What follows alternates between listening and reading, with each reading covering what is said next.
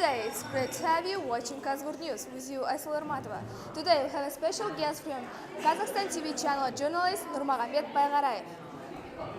Hello, can you tell about your feelings? My first impression is really unusual because I'm really surprised. Uh, my this school when I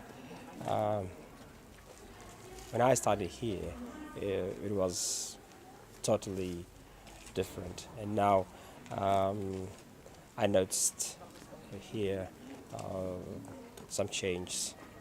It's not just architectural change, but also a content change. The students which I met today, they're intelligent, they're smart, and they ask deep questions. So I'm satisfied with today's meeting, and hopefully you will achieve high victories in the future. Can you tell some advices for Kazygurt teenagers?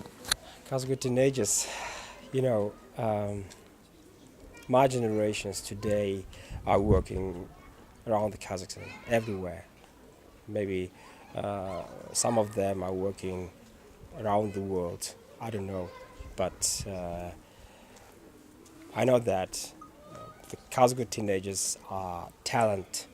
As I said before, hopefully you are smart and just believe yourself, and you can overcome any obstacles in your life.